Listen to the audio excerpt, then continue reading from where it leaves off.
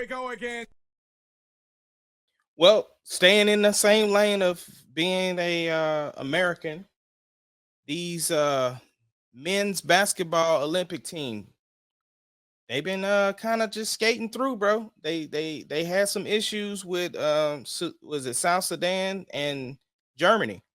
LeBron being the hero in both games. Does that continue your legacy of him being above Jordan? It absolutely does. And listen, bro. Even though these games are all exhibition games, Mm-hmm. even though these are exhibition games, it still tells me the whole point, the argument that I've made about LeBron being the GOAT is that nobody has been greater for longer. And here it is, this man at 39 years old is still the closer. And listen, well, you can tell me all the things that LeBron can't do anymore that he used to do in his early 20s, in his mid and late 20s, early 30s. But I can just as easily point out the things that he's still able to do. And so, given that you have all NBA players and all star players all compiled on one team, in the end, maybe, and I give Kevin Durant because he's not there, but I don't think it'll be that much of a difference. I just think that LeBron James still being the closer at 39 cements the fact that nobody's been greater for longer. And it's exhibition, but I would expect that the same thing, he would be the same role during the Olympics, though, bro. It's incredible to see, though, man. Absolutely incredible. Yeah, yeah, I agree. While he's still not my goat, I still don't have an issue with people who do see him above Jordan. That's never been a thing for me. Only time I really kind of just like if you say, well, Kobe is above such and such, and I'm just kind of like, okay, there's no argument with me either because this is like Kobe is a carbon copy of Jordan. And if I want to see Jordan, I'll look at Jordan. But I can also be okay with if people said that Kobe was number three for them, with or number two and Jordan is one and LeBron is one B. You know what I'm saying? So I don't have an issue with either argument, but for somebody to say that Kobe's above LeBron, I don't know about that one. Here's the one thing I can respect about somebody who would say that they got Kobe above LeBron, right? So if you want to say the championships, the one more, I get it. I think the one thing that I kind of respect about Kobe and the LeBron argument would be that if you're telling me, like to me, from start to finish, right? If you tell me that you've never seen a greater player than Kobe, because you think about it, even at our age, prime Michael Jordan was 91, right? So we didn't see the 86. We knew that he was getting whipped, and we knew that he was getting that he scored the 60 some points against the Celtics.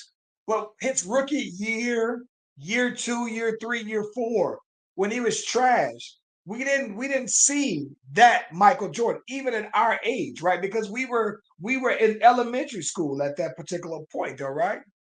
And so from folks like us who say that Jordan is the GOAT, I think that when I say folks like us, people of our age, Right. they basically we saw Mike.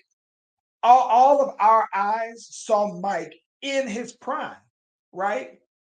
And so I think that for someone who says that Kobe is the GOAT, is because when they saw Kobe, the stakes were already higher, and what they saw of Kobe at that time was at a higher level of greatness than Mike, if you were doing some kind of comparison. From Hmm. a young age, I think that Kobe was the argument is that Kobe was contending at a younger age, but he had the players around him earlier also than Jordan and LeBron. But to some people, the same argument that I would say that nobody's been greater from start to finish. Somebody may think that about Kobe, Hmm. right? You saw every bounce, every ball bounce of Kobe from day one until the end, and you might think that no one's had a greater career from start to finish than Kobe. I understand the argument. I just think that if we were comparing those principles, I would think that nobody's been better for longer than LeBron. Yeah.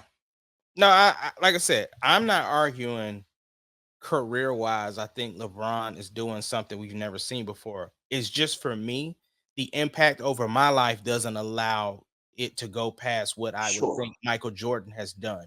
And again, it's no argument for me if people think LeBron is better than Jordan. I know statistically and all of the other accolades and him playing in the league with his son, like all of those things.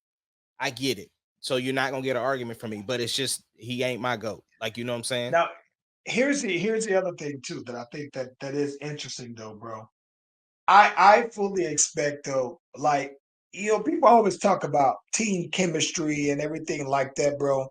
I think that what happens with these USA teams is that I think that what's crazy is that Joel Embiid not being who they thought he was going. He's still injured, bro. And I just think that they're trying to do the same thing that Miami does with Bam Adebayo, where they playing him at center, and he's not a center. And so I think that then it's leaving you to be dependent on AD. And so to me, as good as he is, I expect that the USA team won't go undefeated, that they'll lose to somebody. And I think that it's usually because what I've seen from them in these two games is that they come out too cool. They come out very casual, and maybe because these were exhibition games, that they just don't really come out and try to wash you, right? They were supposed to beat South Sudan by 40 points, right? That was the spread on them. And so to me, when you come out, even though the other team came out knocking down shots, to me that's just like, all right, you ain't trying to, you ain't really trying. And I think that they're gonna not try the wrong team. It's gonna happen. I don't expect them to go It's undefeated. like they still coming out playing an all-star game and not playing a game. You know Facts. what I'm saying? And part of that is that I think that people are like, you take the shot or you take the shot. Everybody are being so passive. It's just like, come on, man. Yeah, we gotta win.